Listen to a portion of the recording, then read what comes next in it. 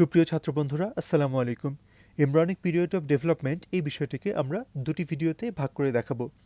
প্রথমটিতে থাকছে derivatives of three germ layers এবং তারপরটিতে থাকছে কি events of the embryonic period এবং সেই সাথে ক্লিনিক্যাল কোরিলেশনস। চলো শুরু করা যাক।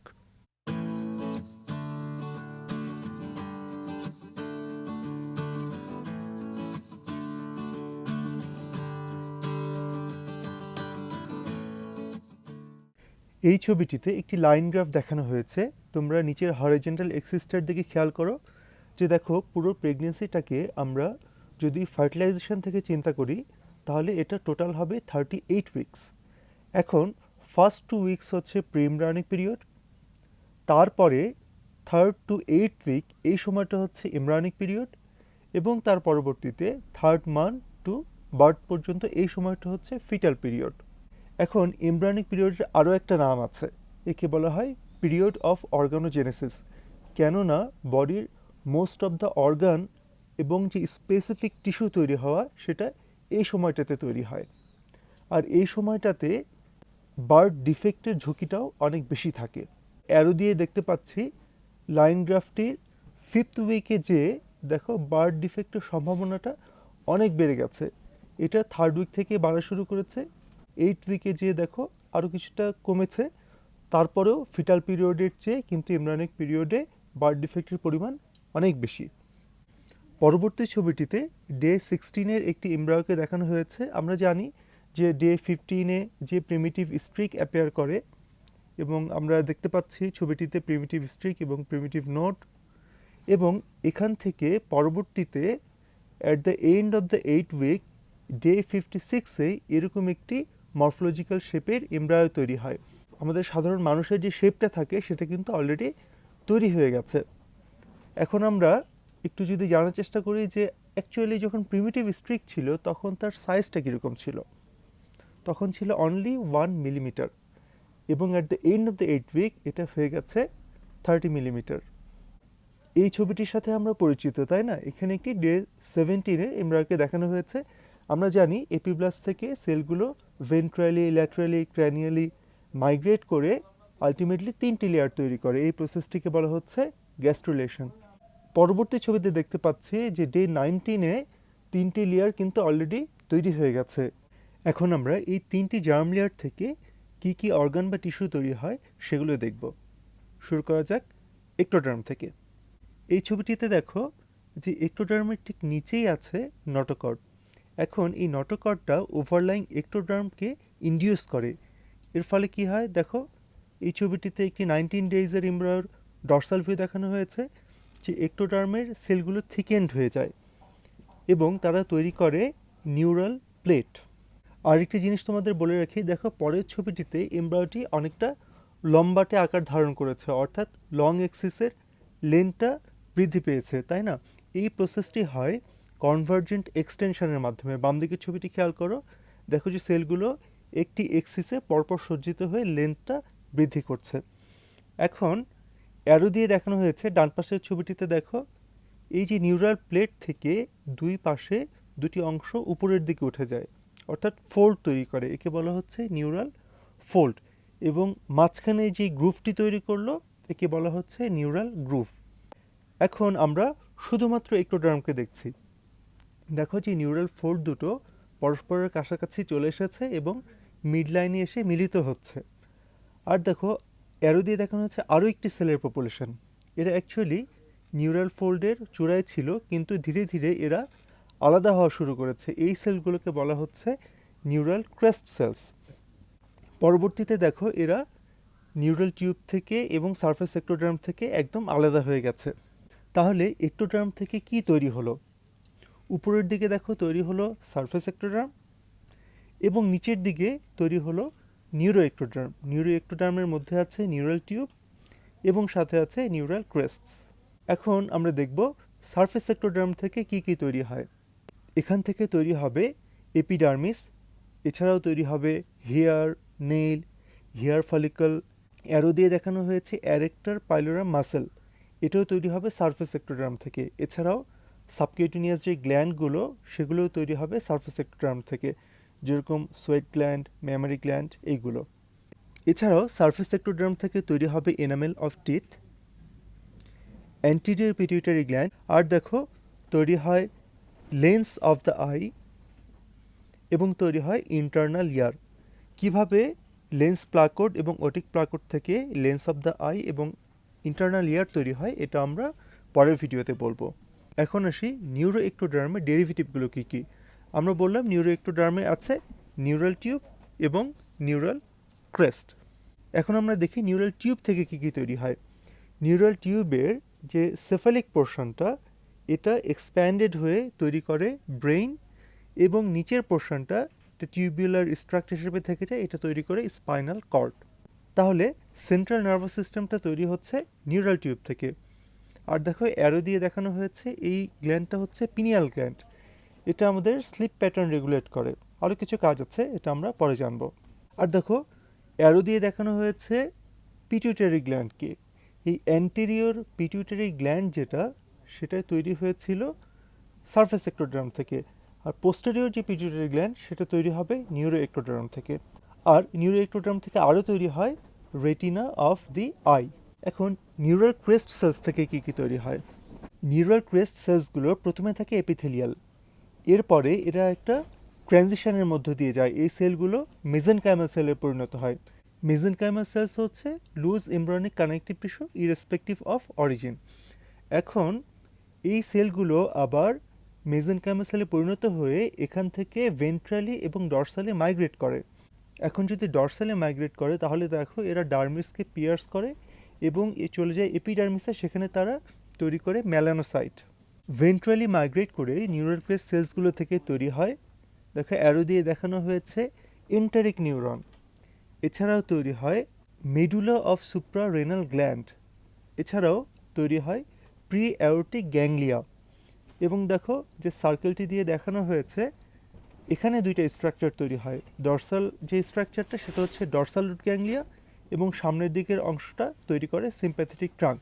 এই ছবিটিতে আমরা দেখতে পাচ্ছি স্পাইনাল কর্ড, এবং তার ল্যাটারালি আমরা দেখতে পাচ্ছি ভেন্ট্রাল এবং ডরসাল রুট। এই ডরসাল রুট গ্যাংলিয়াটা আসে নিউরাল ক্রেস্ট সেলস থেকে। আর দেখো এই যে স্পাইনাল কর্ডের সামনে দুপাশ দিয়ে দুটি ভার্টিক্যাল স্ট্রাকচার দেখা যাচ্ছে, এরা হচ্ছে সিম্প্যাথেটিক ট্রাঙ্ক, এরাও তৈরি হয় নিউরাল ক্রেস্ট সেলস থেকে। তাহলে পেরিফেরাল নার্ভাস সিস্টেমটা তৈরি হচ্ছে নিউরাল ক্রেস্ট সেলস থেকে, এবং সেন্ট্রাল নার্ভাস সিস্টেমটা তৈরি হচ্ছে নিউরাল টিউব থেকে। আর দেখো এই যে আমরা দেখতে পাচ্ছি একটা নিউরনের যে এক্সন সেটা যখন সেন্ট্রাল নার্ভাস সিস্টেমের বাইরে চলে আসছে তখন এটার মাইলিনেশন হচ্ছে সোয়ান সেলস দিয়ে, এটাও তৈরি হয় নিউরাল ক্রেস্ট থেকে। এছাড়াও কতগুলো ক্র্যানিয়াল নার্ভের গ্যাংলিয়া তৈরি হয় নিউরাল ক্রেস্ট সেলস থেকে। এই ছবিটিতে দেখো যে নিউরাল ক্রেস্ট সেলসগুলো কিন্তু ভেন্ট্রালি মাইগ্রেট করে চলে এসেছে এবং ফ্যারিঞ্জিয়াল আর্চের দিকে চলে এসে এরা কিছু কিছু স্ট্রাকচার তৈরিতে কন্ট্রিবিউট করছে। বাম দিকে আমরা দেখতে পাচ্ছি যে এরা তৈরি করেছে স্কাল এবং ফেশিয়াল স্কেলিটন। হেড মেজেনকাইম এরা তৈরি করে, সেখান থেকে পরবর্তীতে এই স্ট্রাকচারগুলো তৈরি হয়। এছাড়াও এরা তৈরি করে ফ্যারিঞ্জিয়াল আর্চ কার্টিলেজেস। এছাড়াও হার্টের যে আর্টেরিয়াল ট্রাঙ্কটি রয়েছে সেটি দুটি ভাগে ভাগ হয়ে যায়, এক ভাগে তৈরি হয় অ্যাওর্টা আর এক ভাগে তৈরি হয় পালমোনারি ট্রাঙ্ক। এই দুইটি ভাগের মধ্যে যে সেপারেটকারী একটা সেপ্টাম, একে বলা হয় কোনো ট্রাঙ্কাল সেপ্টাম, এটাও আসে নিউরাল ক্রেস্ট সেলস থেকে। এতক্ষণ আমরা এক্টোডার্মের ডেরিভেটিভসগুলো দেখছিলাম, এখন আমরা দেখব মেসোডার্ম থেকে কি কি তৈরি হয়।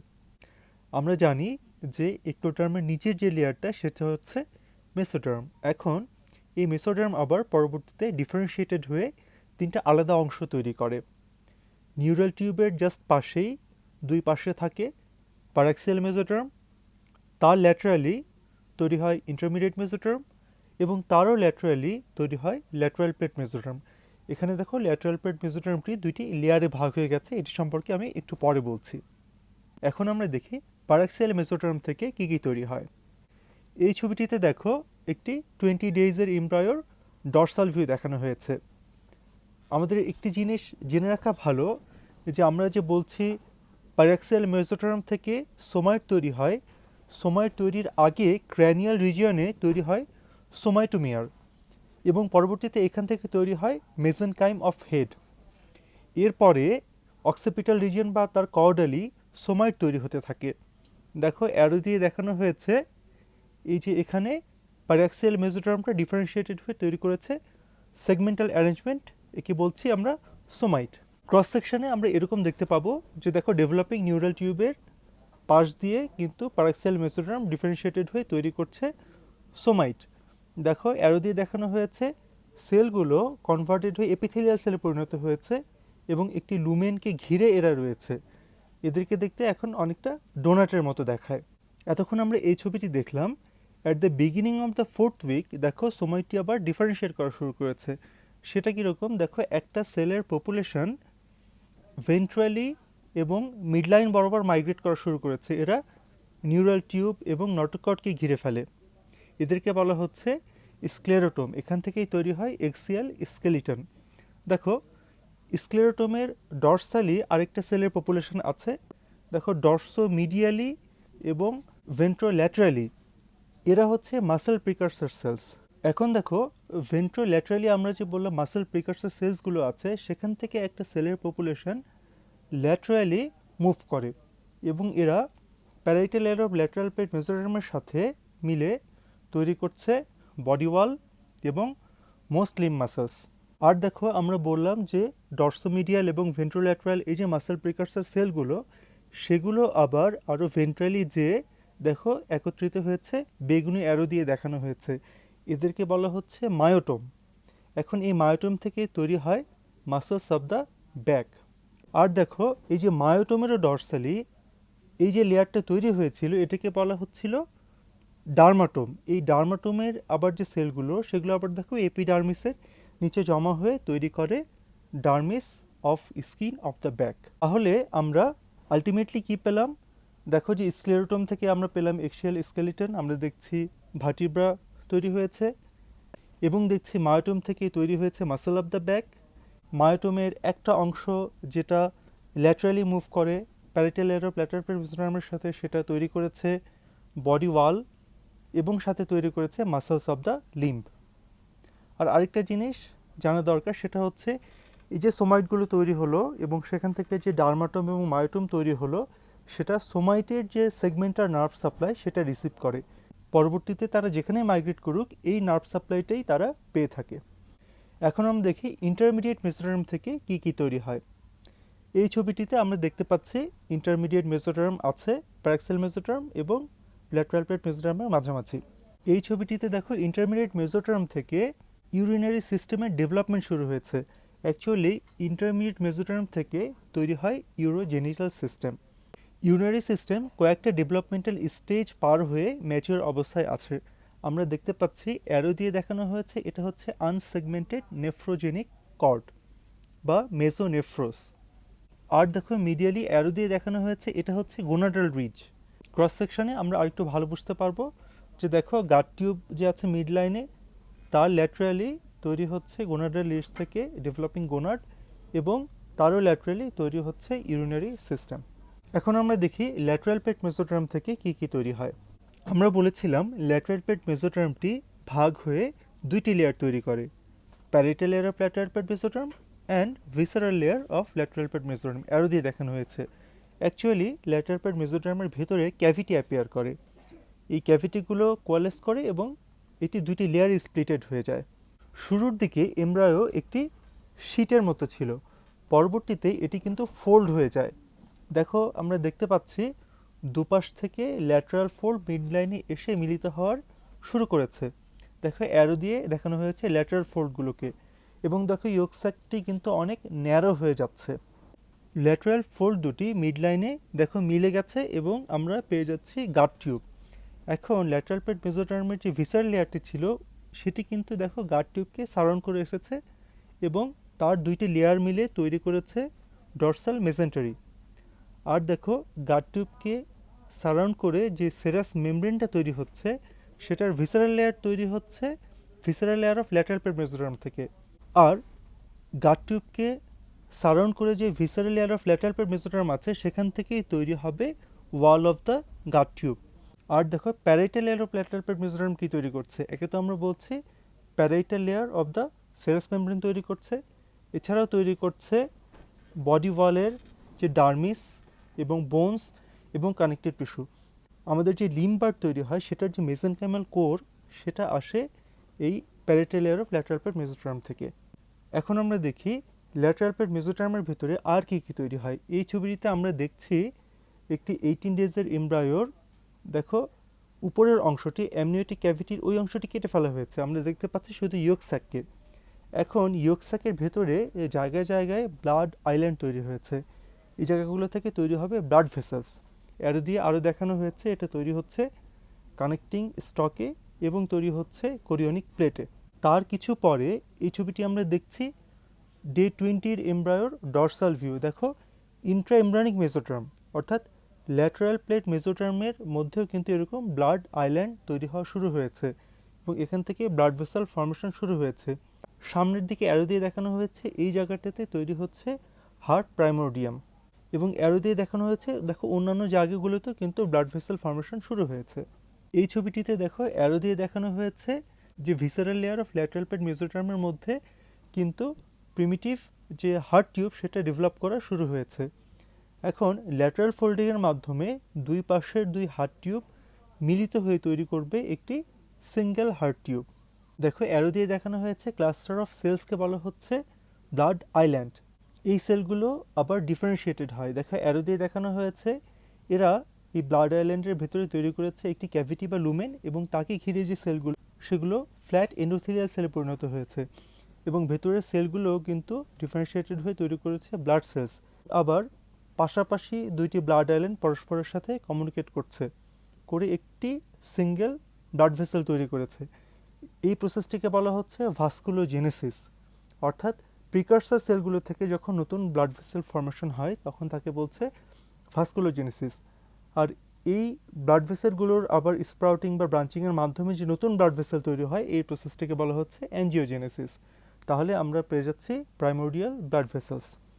এই ছবিটিতে আমরা দেখতে পাচ্ছি একটা ডে 26 এমব্রায়োতে দেখো প্রাইমোর্ডিয়াল কার্ডিওভাস্কুলার সিস্টেম ইস্টাবলিশড হয়েছে। অ্যারো দিয়ে দেখানো হয়েছে এটা হচ্ছে হার্ট টিউব।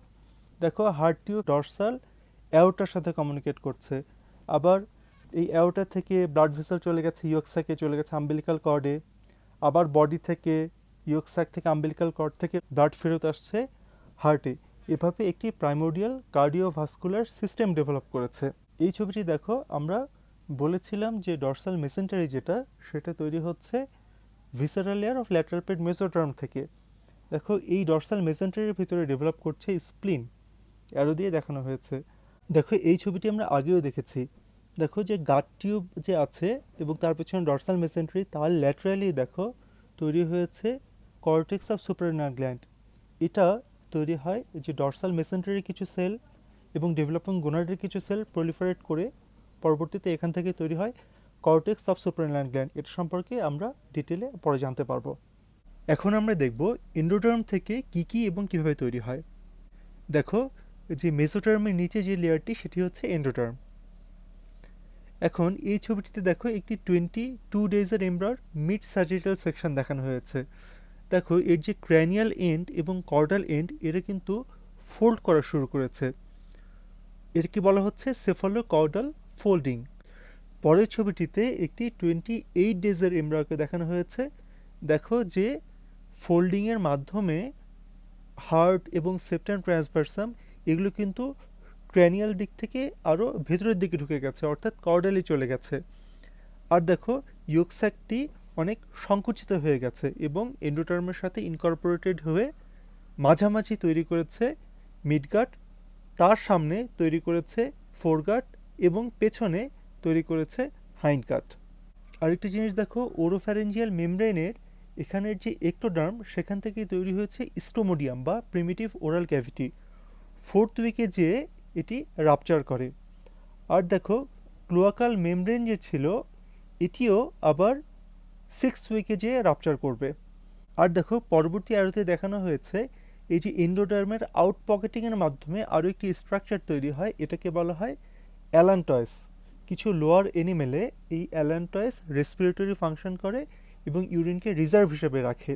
হিউম্যানে এই অ্যালান্টয়েসের ভেতরে যে ব্লাড ভেসেল তৈরি হয় সেখান থেকেই তৈরি হয় আম্বিলিক্যাল আর্টারি, এবং অ্যালান্টয়েসের প্রক্সিমাল যে পোর্শন সেখান থেকে পরবর্তীতে তৈরি হয় ইউরাকাস। এটা আমরা ইউরিনারি সিস্টেমের ডেভেলপমেন্ট পড়ার সময় ডিটেইলে জানতে পারবো। সেফালোকর্ডাল ফোল্ডিং যেরকম হচ্ছে তেমনিভাবে এমব্রায়োর ল্যাটারাল ফোল্ডিংও হয়, এটা আমরা একটু আগেও দেখেছি। দেখো ল্যাটারাল ফোল্ড দুটি মিড লাইনে পরস্পরের সাথে মিলিত হচ্ছে, অ্যারো দিয়ে দেখানো হয়েছে, এবং ইয়ক স্যাকটি ন্যারো হয়ে গেছে। এই স্টক অফ ইয়ক স্যাককে বলা হচ্ছে ভিটেলাইন ডাক্ট। আর দেখো ইয়ক স্যাকটি এন্ডোটার্মের সাথে ভেতরে ইনকর্পোরেটেড হয়ে তৈরি করেছে গাট টিউব। তাহলে আমরা দেখতে পেলাম যে এন্ডোটার্ম থেকে গাট টিউবের যে লাইনিং সেটা তৈরি হচ্ছে। আর দেখো এখান থেকে ক্র্যানিয়ালি কিছু অংশ ডায়ালেটেড হয়ে তৈরি করে ফ্যারিঞ্জিয়াল পাউচ, এগুলো পকেটের মতো ঝুলে থাকে। এটি সম্পর্কে আমি একটু পরে বলছি। আর দেখো ফ্যারিঞ্জিয়াল পাউচের কর্ডালি এই অংশ থেকে তৈরি হয় লাং বার্ড, এবং পরবর্তীতে লাইনিং অফ রেসপিরেটরি ট্র্যাক্টটা তৈরি হয় কিন্তু এন্ডোটার্ম থেকে। পরবর্তী আরোতে দেখানো হয়েছে এই গাট টিউব থেকেই তৈরি হয় হ্যাপাটিক বার্ড এবং প্যানক্রিয়াটিক বার্ড, এবং পরবর্তীতে প্যারেনকাইমা অফ লিভার এবং প্যানক্রিয়াস এই এন্ডোটার্ম থেকেই তৈরি হয়। আর দেখো হাইনগেটের ডিস্টাল পোর্শনটি ডায়ালেটেড হয়ে একটি স্ট্রাকচার তৈরি করে, একে বলা হচ্ছে ক্লোয়াকা। দেখো অ্যালান্টয়েস যেখানে মিলিত হয়েছে তার ডিস্টালি থাকে ক্লোয়াকা। এই ক্লোয়াকা থেকেই পরবর্তীতে তৈরি হয় প্রিমিটিভ ইউরোজেনিটাল সাইনাস এবং প্রিমিটিভ রেকটাম, এবং সেখান থেকেই তৈরি হয় lying of urinary bladder, rectum এবং ইউরেথ্রার কিছু অংশ। এই ছবিটিতে দেখো এই এমব্রায়োর ক্র্যানিয়াল রিজিয়নে দেখো অ্যারো দিয়ে দেখানো হয়েছে এই যে কিছু আর্চের মতো জিনিস দেখা যাচ্ছে, এগুলোকে বলা হচ্ছে ফ্যারিঞ্জিয়াল আর্চ।